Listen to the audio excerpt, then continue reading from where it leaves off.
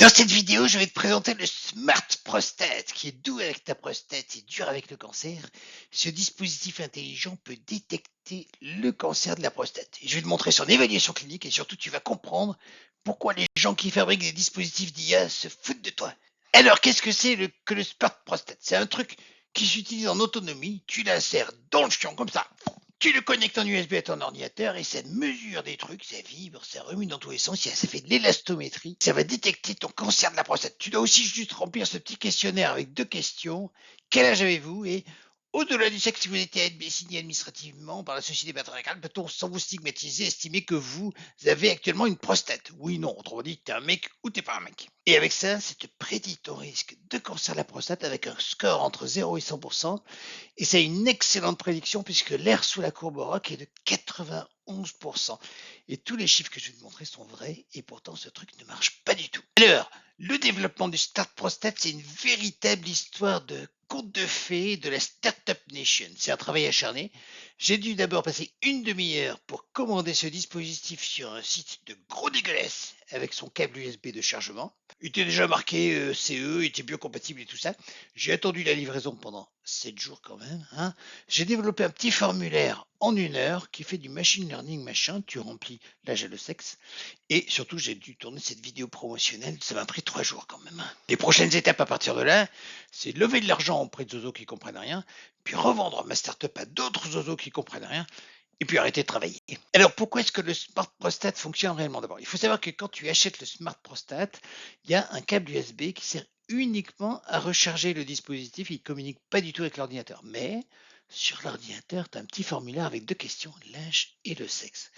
Et il y a un logiciel d'intelligence artificielle qui peut prédire ton risque de cancer de la prostate, et tu verras pourquoi tout à l'heure. Alors c'est vraiment, attention, hein, c'est vraiment une intelligence artificielle qui fonctionne vraiment, puisque l'air sous la courbe Rock est de 91%, ça veut dire que ça marche à 91%, c'est vachement bien, et je vais t'expliquer pourquoi ça marche, et je vais t'expliquer surtout comment je vais présenter l'évaluation clinique pour faire croire que ça marche vraiment. Autrement dit, si tu vois une autre évaluation clinique de vrais dispositifs médicaux qui utilisent les mêmes façons de présenter les choses que moi, tu vas comprendre que peut-être tu es en train de te le prendre dans le fion. Alors la première arnaque que je vais mettre en place, c'est que je vais utiliser le coefficient de concordance observé qui est très souvent utilisé dans les publications scientifiques. Alors qu'est-ce que c'est que le coefficient de concordance observé ou observed agreement ou en l'heure le accuracy? Alors l'accuracy, tu classes tes individus comme ça. Est-ce qu'ils ont un cancer? Si oui, tu les mets ici dans la première colonne. S'ils n'en ont pas, tu les mets dans la deuxième. Et est-ce que le dispositif détecte le cancer? Si oui, tu les mets dans la première ligne, sinon tu les mets dans la deuxième ligne.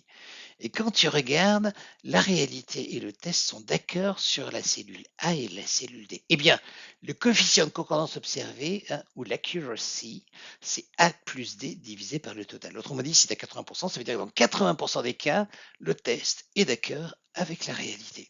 Tu dis, mais c'est génial! Eh ben non, c'est nul, parce que tu vas voir qu'en fait, ce truc-là est bon juste par hasard. Et c'est le coefficient kappa de Cohen qui réalise la correction de cela en supprimant l'effet du hasard et tu vas voir ce que ça fait. Dans mon cas, en fait, j'ai vraiment évalué mon dispositif sur 150 000 personnes. J'ai foutu dans le fion le truc et ça donne ces chiffres. Et j'insiste sur le fait que ces chiffres ne sont pas du tout imaginaires. Je dirai pourquoi après. Mais c'est pas grave. Bon. Sur 150 000, il y en a 538 qui ont un cancer de la prostate et machin, et puis il y en a ici 27 000 qui sont détectés par le truc. Alors, quand tu calcules l'accuracy, ça fait 490 plus 122 762 sur 150 000, ça fait 82,2%. Tu dis, mais c'est génial! Dans 82,2%, le test a raison. Ah bah oui, mais en fait, le coefficient kappa, il est que à 2,6%, que ça s'interprète entre 0 et 100%, ça veut dire que c'est nul, ça marche pas du tout. Et alors pourquoi est-ce que ça paraissait bien 82%? Ben, tout simplement parce que comme il y a énormément de gens qui n'ont pas de cancer de la prostate, même quand la machine se trompe en disant qu'ils n'ont pas de cancer de la prostate, eh bien, forcément, il y a comme 122 000 cas où la machine est d'accord avec la réalité. Eh bien, ces 122 000 cas sur 150 000, ça pèse très lourd. Et pourtant, ça ne veut pas du tout dire que la machine a raison. L'arnaque numéro 2, c'est que je vais te présenter l'air sous la courbe. Je t'ai dit qu'elle était de 91,1%. Et on va voir ce qu'est la courbe Rock, qui est la courbe en dessous de laquelle on mesure l'air sous la courbe. Alors tout d'abord, rappelons ce qu'est la sensibilité, ce qu'est la spécificité. Tu vois, la sensibilité, tu prends tous les malades et tu regardes la probabilité qu'ils ont d'être détectés par le dispositif. 490 sur 538, 91,1%, c'est vachement bien. Ensuite, la spécificité. Tu prends les non malades et tu regardes la probabilité qu'ils ont de ne pas être détectés par la machine. Donc, c'est la proportion bien classée là aussi. Et là, ça fait 122 000 sur 149 000, ça fait 82,1%. Tu dis, c'est bien en fait. Bah oui. Ce qu'il faut bien comprendre, c'est que ces deux métriques-là ne sont pas altérées par la prévalence de la maladie, puisque tu as d'un côté les maladies ici pour la sensibilité, de l'autre les non malades pour la spécificité. Alors, ce qui se passe, c'est que parfois, en fait, on peut calibrer l'appareil différemment, et donc on a plusieurs couples de sensibilité spécificité, et tu positionnes chacun des couples ici, comme ceci, sur ce petit graphique carré, et tu obtiens une courbe. Eh bien, une façon de synthétiser tout ça, c'est de calculer l'aire sous la courbe ROC, que voici en rose. Cette aire sous la courbe, plus elle est élevée, plus ça veut dire que le test fonctionne bien. Et quand tu regardes, elle peut être égale au maximum à 1 quand tu as un test parfait, puis elle peut être égale en théorie à 0. Mais en pratique, en fait, quand tu as un test qui répond totalement au hasard, eh bien, tu tombes sur la diagonale ici et tu obtiens une aire sur la courbe de 50% et pas à 0%. Alors moi, quand je regarde le Smart Prostate, et j'insiste sur le fait que ces chiffres sont réels, j'obtiens cette courbe ROC qui est très jolie, elle est vraiment éloignée de la diagonale de la chance, là comme ça, et elle a une aire sous la courbe de 91,1, et voici même son intervalle de confiance à 95%. Et moi, j'ai dit que c'est une superbe aire sous la courbe. Bah oui, mais voilà pourquoi c'est nul. Le premier point qui fait que c'est nul la courbe ROC, c'est qu'en fait, pour savoir si un test est utilisable, il ne faut pas regarder la sensibilité et la spécificité, il faut regarder la sensibilité comme on a vu, mais il faut regarder la valeur prédictive positive. C'est-à-dire, une fois que le test est positif, 27 000 cas, quelle est la probabilité que la personne ait réellement un cancer de la prostate? 490 cas, ce qui ne fait que 1,8%. Ça veut dire que quand la machine dit que vous avez un cancer de la prostate, dans 98,2% des cas, elle se trompe. Donc c'est quand même un gros problème. Ça s'appelle la valeur prédictive positive. Et la différence avec tout à l'heure, c'est qu'elle, elle est impactée par la prévalence. C'est-à-dire que plus la maladie est rare, autrement dit, plus les non-malades sont nombreux, plus ça fait baisser la valeur prédictive positive. Et c'est quand même un marqueur très important de l'utilisabilité en vie réelle d'un test. À tel point que ce qu'on fait en général, c'est qu'on calcule la sensibilité comme ça et la valeur prédictive positive, et puis on calcule le F1 score ou la F mesure qui est la moyenne harmonique des deux, c'est-à-dire l'inverse de la moyenne des inverses. Alors si on regarde ici, on a une sensibilité de 91,1%, c'est génial. On a une spécificité de 82,1%, c'est bien. Mais on a une valeur prédictive positive de seulement 1,8%, et c'est nul, c'est très très très mauvais, à tel point que le F1 score, qui est la moyenne harmonique de la VPP et la sensibilité, n'est que de 3,5%, et ça c'est très très très très très très très mauvais.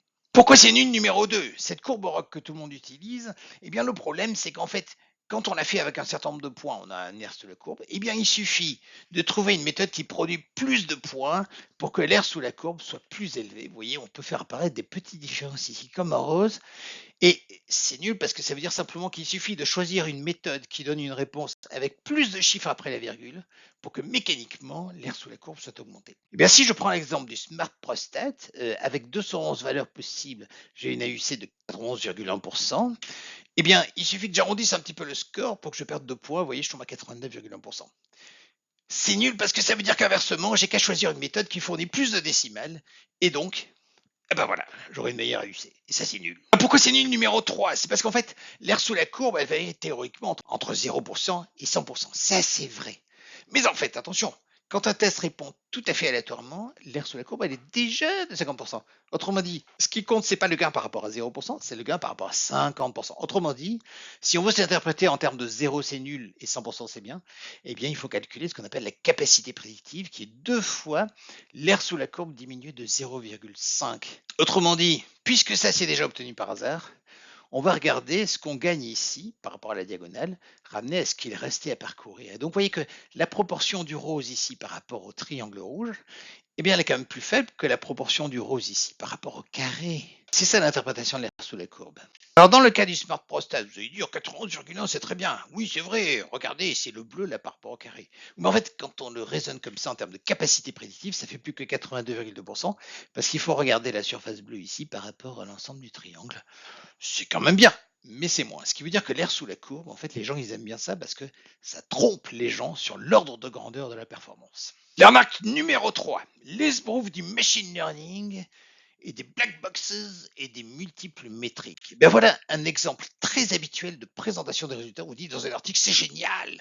J'ai utilisé plein de méthodes de machine learning différentes.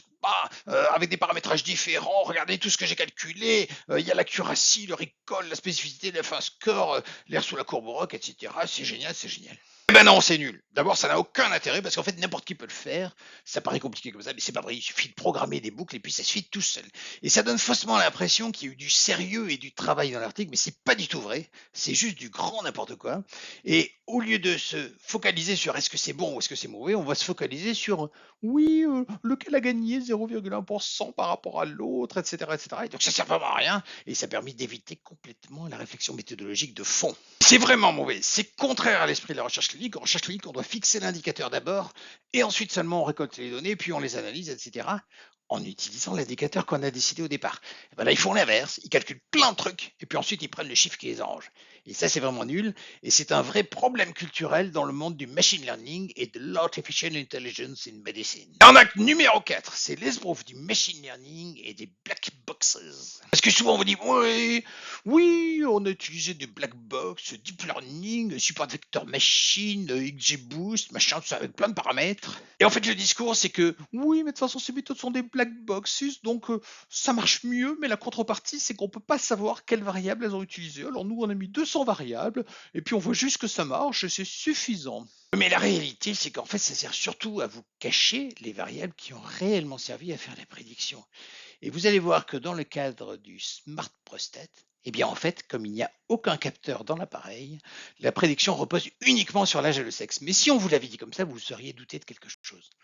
Et donc on ne va pas vous le dire, grâce aux black boxes. Alors, je vous donne l'exemple ici de la prédiction du cancer de la prostate avec l'âge et le sexe. Eh ben, si vous êtes une femme, il y a 0% de risque. Et puis si vous êtes un homme, vous regardez que le risque il est très faible ici chez les jeunes. Et au fur et à mesure que l'âge augmente, le risque il devient très fort.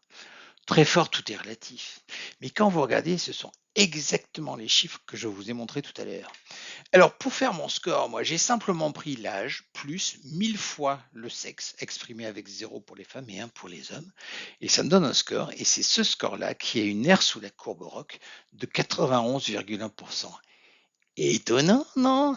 Alors, vous allez me dire, oui, mais c'est parce que vous avez mis des femmes, c'est hypocrite, on sait bien que les femmes n'ont pas de cancer de la prostate. C'est pas grave, parce que quand je retire les femmes, j'obtiens une aire sous la courbe Rock qui est quand même de 82,4%. C'est pas dégueulasse pour une prédiction qui est faite uniquement avec l'âge. L'arnaque numéro 5, ça va être d'utiliser une population d'évaluation qui est différente de la population ciblée. Alors, je vous ai dit, les performances du Smart Prostate, on a une aire sous la courbe en population totale de 91,1, mais on a un F1 score de 3,5%. Alors, si on me demande de calculer le F1 score, eh bien là, le poteau rose est découvert, et puis on voit bien que ce truc-là, ça ne marche pas du tout.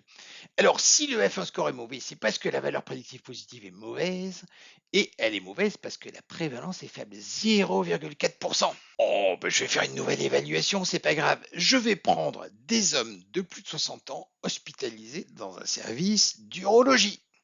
La sensibilité à ce moment-là reste de 83%, la spécificité 74,7%, c'est pas très loin de ce qu'on avait tout à l'heure, mais la prévalence elle passe à 26%, ce qui fait que la valeur prédictive positive passe à 54%. Et ben oui, quand vous prédisez l'origine d'une maladie, si cette maladie est plus fréquente, ben vous avez moins de chances de vous tromper. Et donc le F1 score passe à 66%. Regardez quand on passe ici de 3,5% à 66%, ben voilà un beau résultat. Alors évidemment, ça c'est vrai, ça marche dans cette population. Mais ensuite, ce qu'on va essayer de vous faire croire, c'est que ça marche chez tous les hommes et que tous les hommes, ils n'ont plus qu'à se mettre un truc dans le fion. Et ça, c'est pas vrai. Arnaque numéro 6, c'est le business plan que certains vont trouver sexy et que moi je trouve vraiment pourri. Je vais vous expliquer pourquoi. Alors, le business model à l'ancienne, c'est t'as une idée, t'as déjà un boulot, tu travailles tous les jours, et ben tu vas te mettre dans ton garage le soir, le samedi et le dimanche et tu vas bosser comme une mule pour faire germer ton idée et tu vas travailler. Puis ensuite, tu vas te mettre à facturer sans te payer. Et une fois que tu vas bien facturer parce que tu auras fait de belles prestations, tu vas commencer à te payer. Et une fois que tu auras prouvé que ça marche, que tu auras déjà gagné ta vie, tu vas lever des fonds pour permettre de recruter d'autres personnes pour faire grossir ta boîte. Ça, c'est comme ça que ça marchait autrefois. Mais maintenant que ça marche avec la Startup Nation, c'est pas comme ça. C'est que tu as une idée de merde dont tu sais pas si elle va marcher, et ben tu vas aller voir un incubateur public, tu vas te faire biberonner avec l'argent des contribuables, tu vas aller voir la SET, le machin, toutes ces conneries là, et puis là on va te filer plein de fric et tu vas te payer avec, alors que tu n'as toujours pas commencé à travailler. Et ensuite tu vas lever des fonds publics et privés dans des cocktails organisés par ces incubateurs publics. Et puis là, tu vas commencer à embaucher des gens. Et puis là, bah écoute, soit tu fais faillite, soit tu arrives à trouver des gens assez débiles pour acheter ta boîte. et puis tu commenceras peut-être à travailler un jour si ça marche. Eh bien, quand tu vois les choses qui sont organisées comme ça, tu te dis, il y a peut-être une arnaque. Voilà, merci de votre attention. J'espère que vous voyez que les statistiques, ça sert pour ne pas se faire enfiler par tout le monde. Si le sujet vous intéresse, si vous êtes en premier cycle des études de santé, je vous conseille ce superbe ouvrage, Biostatistique pour les études de santé. Vous verrez toutes les explications de ce que j'ai dit. Et si vous êtes en troisième cycle ou en fin d'études de santé et que vous souhaitez préparer votre mémoire, je vous conseille ces deux ouvrages beaucoup plus opérationnels. Objectif thèse, niveau 1, poussin pressé, et niveau 2, poulet consciencieux. Merci de votre attention et surtout, n'oubliez pas de fermer les écoutilles.